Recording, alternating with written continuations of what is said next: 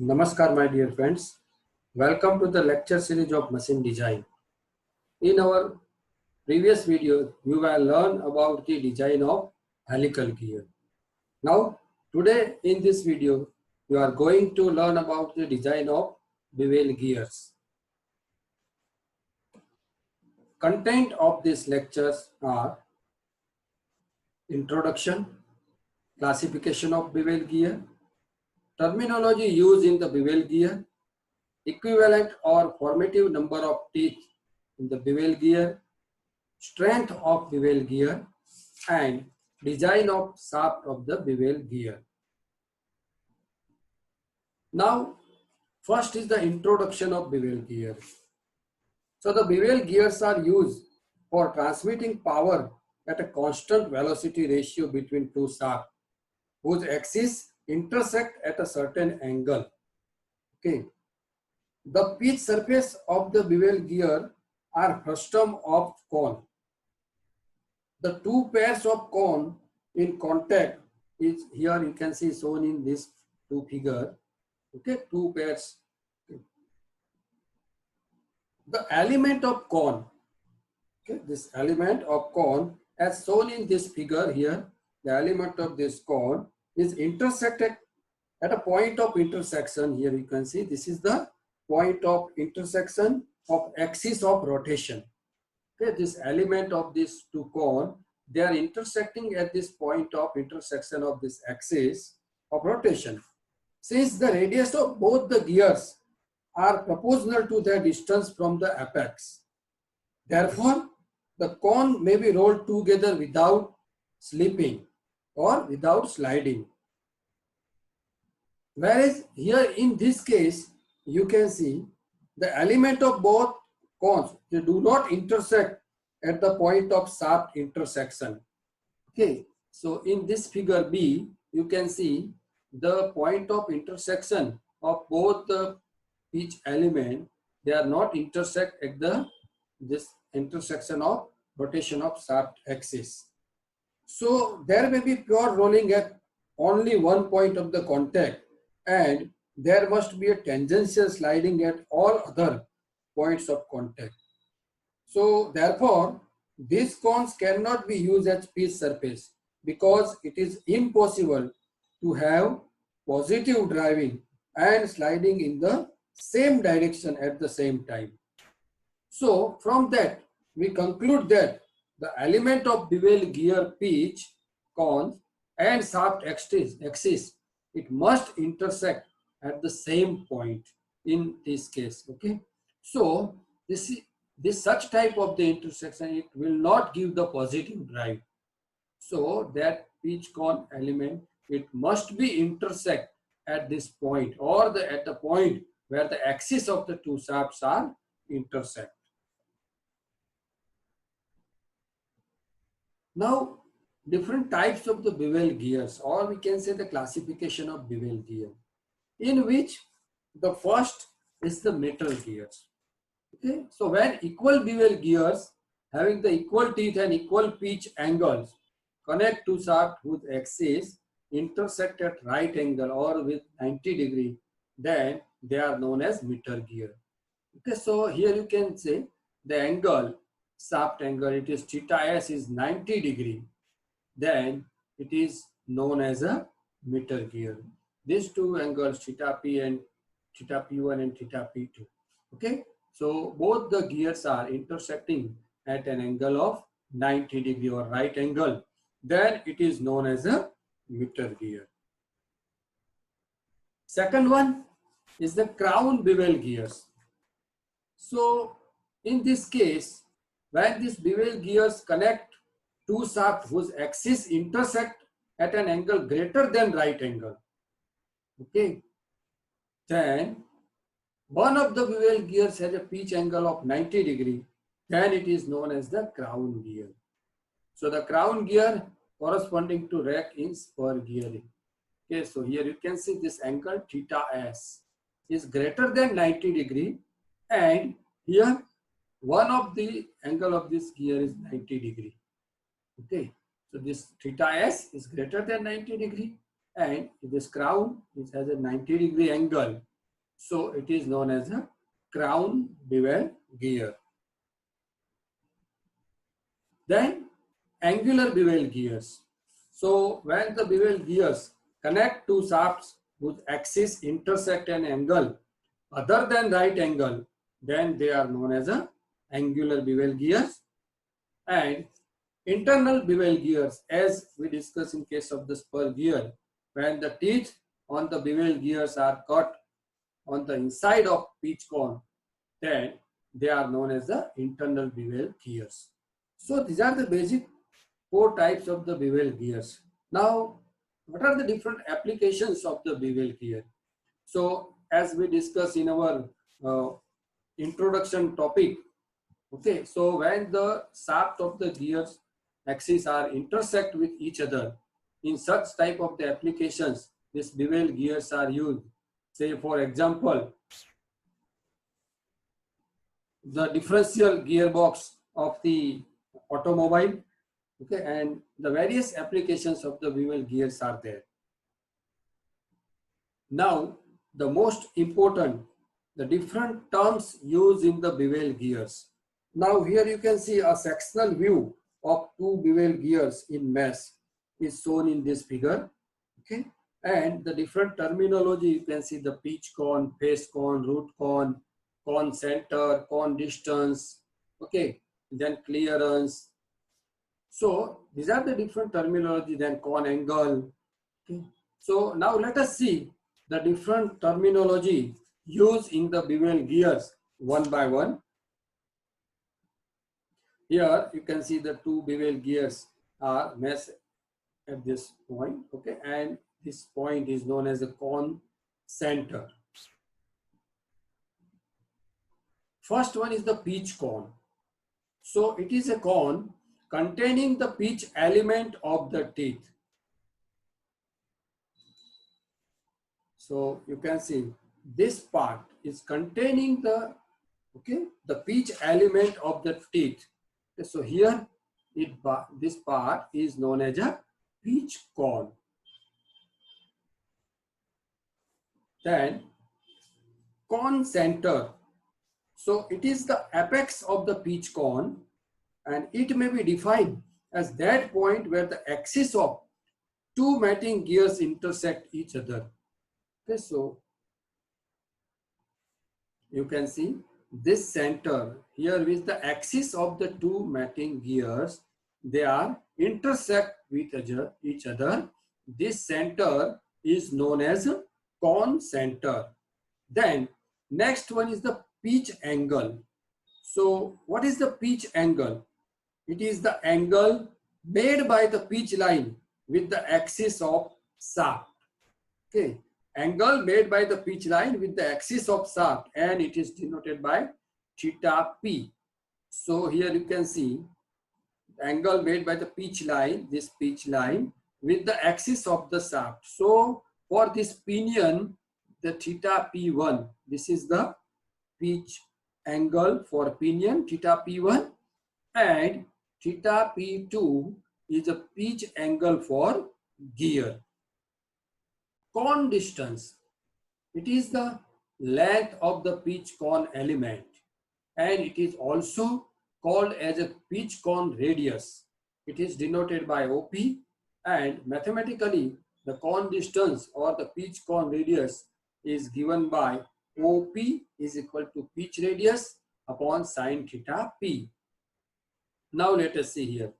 Cone distance. This distance is known as a cone distance. Okay, so the distance from this point O to point P is known as the cone distance, right? So this cone distance, mathematically we can say the value of this OP is equal to pitch radius, okay, and pitch radius upon sine theta p. This angle, okay, this angle is theta p. Okay. So therefore pitch radius is, that means the, here in case of the pinion, the pitch diameter is dp, so pitch radius is dp by 2, and in case of the gear, pitch diameter is dg, so pitch radius is dg by 2. OP is equal to pitch radius upon sine theta P is equal to pitch radius for pinion is dP by 2, and this angle, pitch angle, is sine theta P1, and for gear it is dG by 2 and sine theta P2. Then next one is the addendum angle. So it is the angle subtended by the addendum of tooth at the cone center. Now you can see this angle alpha. This angle alpha is known as a addendum angle. And from this triangle, we can say mathematically alpha is equal to tan inverse, this distance is A upon OP from this triangle OPC. This distance is A. So therefore, here we can say alpha is equal to tan inverse A upon OP. Yes, alpha is equal to tan inverse A upon OP. Then next is the dedendum angle. So dedendum angle is denoted by beta, and it is the angle subtended by the dedendum of tooth at the cone center. So here this angle is beta. So similarly, we can say beta is equal to tan inverse D upon OP, where D is the dedendum and OP is cone distance. Then face angle.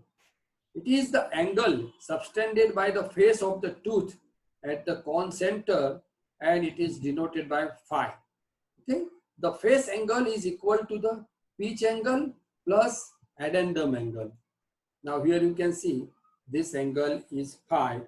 Okay, and it is known as the face angle. So face angle for pinion is phi 1 and face angle for gear is phi 2.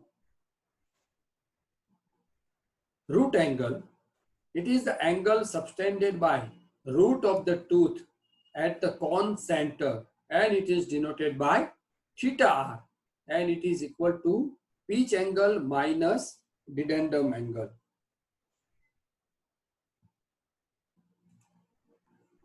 So angle theta r.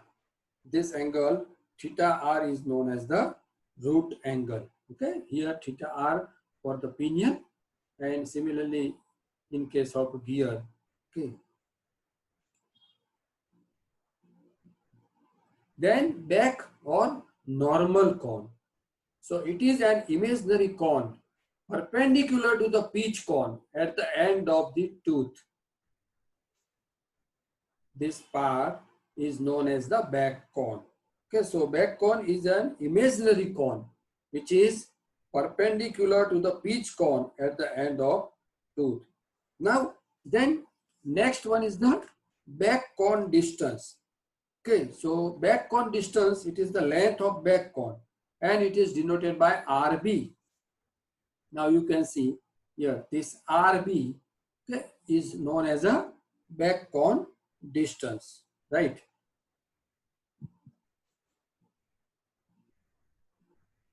Then backing, it is the distance of pitch point P from the back of the boss parallel to the pitch point of gear, and it is denoted by B.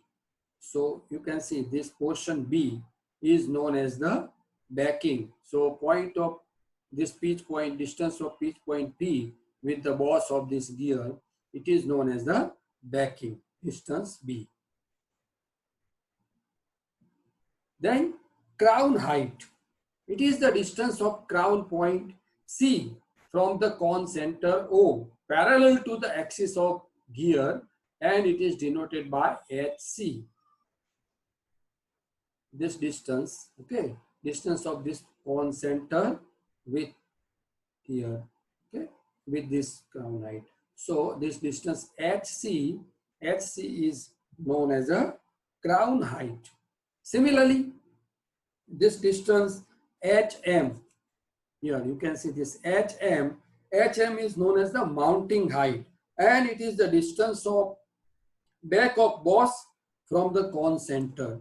This is the boss, and back of boss to the cone center okay, is known as the mounting height, HM. So mounting height. Then pitch diameter. It is the diameter of largest pitch circle, okay, as we discussed earlier. Then outside or addendum cone diameter.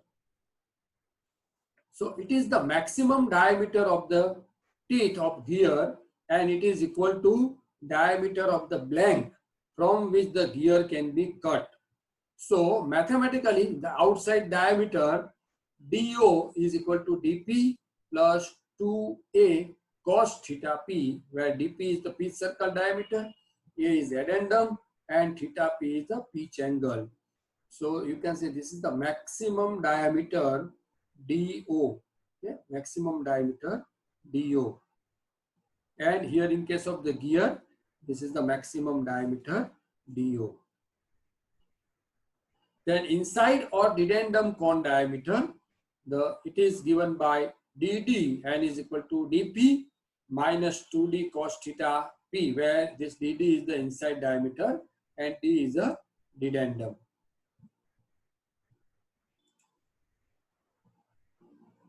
Now, the determination of pitch angle for the bevel gears.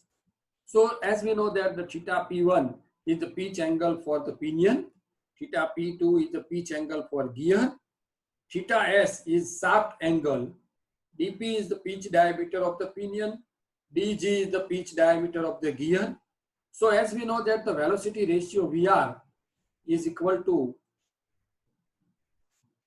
dg by dp and is equal to tg by tp and is equal to np by ng. Now, as we know that the shaft angle theta s is equal to sum of the pitch angle. So, theta p1 plus theta p2. So, from this equation we can say theta p2 is equal to theta s minus theta p1. Now, take the sign. So, therefore, it is sin theta p1 is equal to sin theta s minus theta p1. Now, sin a minus b is equal to sin a cos b minus cos a sin b. So, similarly here, you can say sin theta s into cos theta p1 minus cos theta s into sin theta p1. This is our equation number 1. Now, we know that the cone distance is equal to OP, and OP is equal to dP by 2 upon sin theta P1 and dG by 2 upon sin theta P2. Now, from this equation, we can say sin theta P2 upon sin theta P1 is equal to dG by dP and is equal to velocity ratio VR. Okay, so this is our equation number 2. Okay, so from that, we can say sin theta P2, you can find the value of sin theta P2 is equal to velocity ratio into sin theta P1. Now, from this equation 1 and 2, we can say VR into sin theta P1 is equal to, because the sin theta P2, okay. So, VR into sin theta P1 is equal to sin theta S cos theta P1 minus cos theta S sin theta P1. Now, dividing this equation throughout by cos theta P1. So, sin upon cos is equal to tan. So, VR tan theta P1 is equal to sin theta S minus cos theta S into tan theta P1. So, therefore, from this equation, we can say tan theta P1 is equal to sin theta S upon VR plus cos theta S by simplifying this equation. Okay. So, therefore, we can say theta P1 is equal to tan inverse sin theta S upon VR plus cos theta S, equation number 3. So, similarly, we can find the value of tan theta P2, and this tan theta P2 is equal to sin theta S upon 1 upon VR plus cos theta S. So, therefore, theta value of theta P2, you can find tan inverse sin theta S upon 1 upon VR plus cos theta s, right? Now, when this angle between the shaft axis is 90 degree, okay, if the theta value of the theta p and shaft angle theta s is 90 degree, then put the value here in this equation 3 and 4, theta s is equal to 90 degree, then you will get the value of theta p1, pitch angle, is equal to tan inverse 1 upon Vr. And Vr is equal to, you know that, dg by dp. So tan inverse dp by dg, tan inverse tp by tg, and tan inverse ng by np. Similarly, you can find the value of pitch angle for gear theta p2 is equal to tan inverse Vr. So tan inverse dg by dp, tan inverse tg by tp, and tan inverse np by ng. Okay, so by this way, you can find the pitch angle. Then next is the formative or the equivalent number of teeth for bevel gears, or it is known as the Treadgold's approximation. Okay, so we have already discussed that the involute teeth for a spur gear may be generated by the edge of a plane as it rolls on the base circle. So that type of similar analysis for bevel gear will show that the true section of the resulting involute lies on the surface of sphere. Okay, but it is not possible to represent on the plane surface the exact profile of bevel gear tooth laying on the surface of sphere. So therefore, it is important to approximate that bevel gear tooth profile as accurate as possible. And this approximation, it is known as the Treadgold's approximation, okay, is based upon the fact that the cone tangent to the sphere at the pitch point will closely approximate the surface of sphere for a short distance, either side of the pitch point, okay, as shown in this figure, either side of the pitch point, okay, and the cone, okay, known as the back cone, okay, this cone or known as the back cone may be developed as a plane surface and spur gear teeth corresponding to the pitch and pressure angle of bevel gear, and the radius of developed cone, it can be drawn.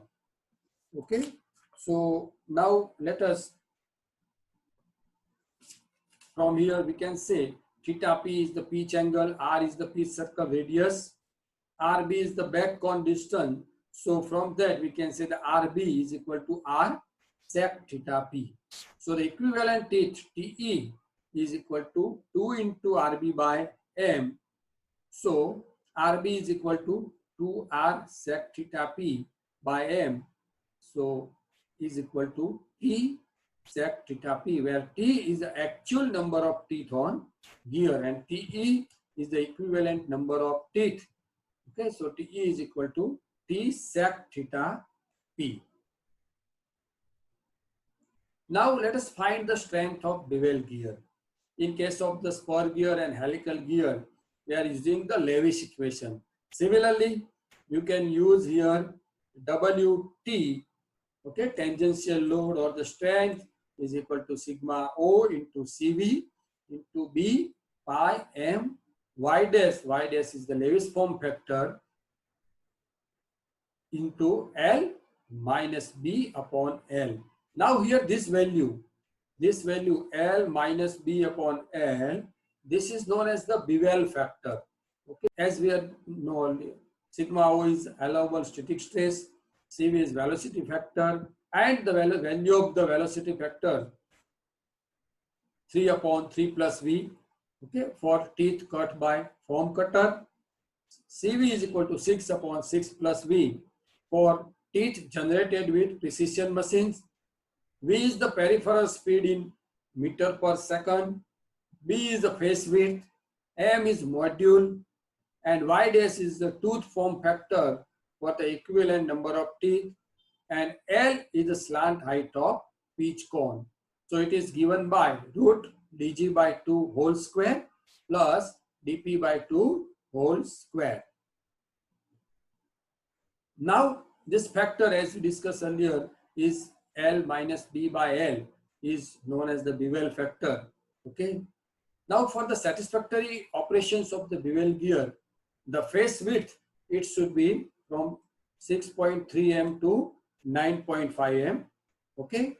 And the ratio, this L by B, it should not exceed 3. Okay. So the number of teeth in pinion, it must not less than, by this equation, 48 upon root 1 plus VR square, where VR is the velocity ratio. Okay. And the dynamic load for bevel gear, it may be obtained as similar discussed in the spur gear. Okay. By using that equation, WD is equal to WT plus WI, incremental load. Then static tooth load here is given by this equation, WS is equal to sigma E into B into pi into M into Y dash into bevel factor L minus B by L. Okay.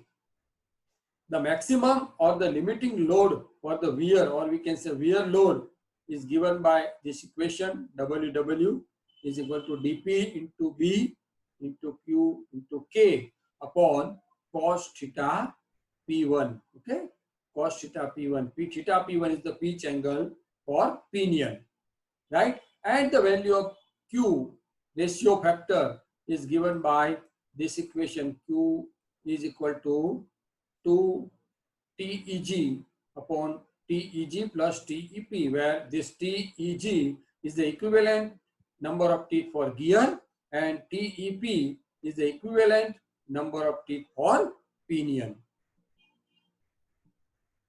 Now, let us different forces acting on the bevel gear. Okay, so here consider a bevel gear and pinion in mesh as shown in this figure.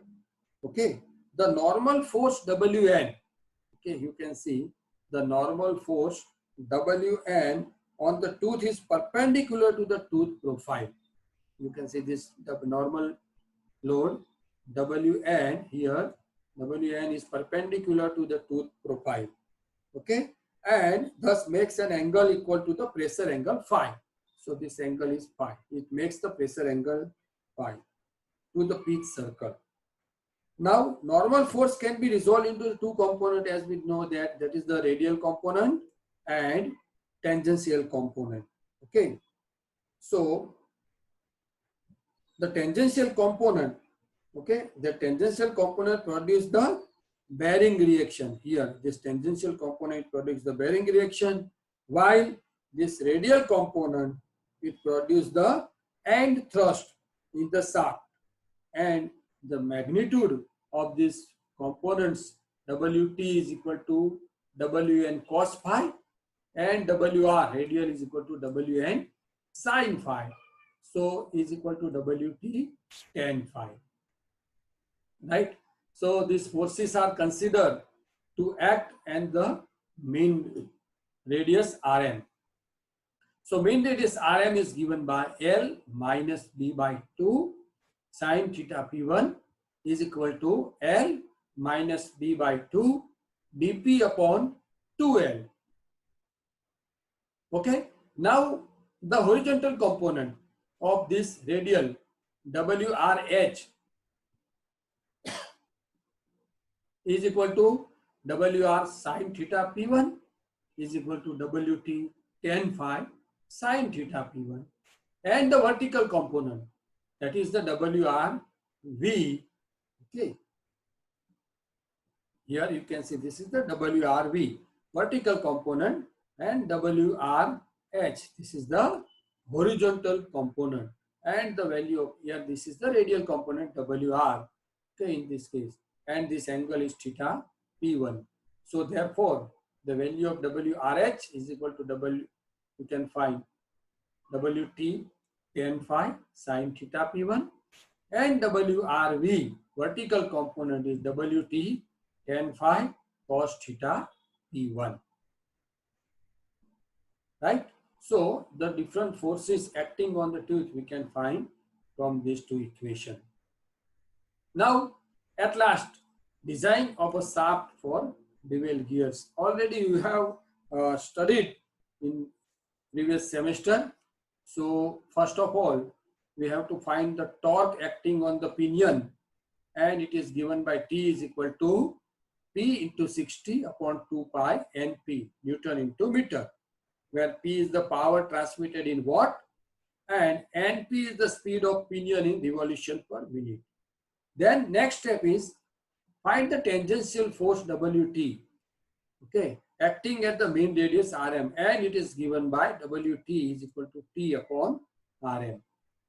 Now find the axial and radial forces, that is the Wrh and Wrv, okay, acting on the pinion shaft. Then find the resultant bending moment on the pinion shaft, and that bending moment you can find by moment M1 is equal to Wrv, that is vertical component, into overhang minus Wrh into Rm. And bending moment due to this tangential load Wt, that is M2, is equal to Wt into overhang. So resultant, we know that the M is equal to root M1 square plus M2 square. Now, then next step, find the twisting moment, and it is given by Te is equal to Mt, Te is equal to root M square plus T square.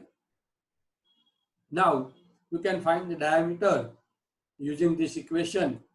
Te is equal to pi by 16 tau into dp square, where dp is the diameter of pinion shaft and tau is the shear stress for the material of pinion shaft. Okay, so similarly this you can use similar procedure to find out the diameter of gear shaft.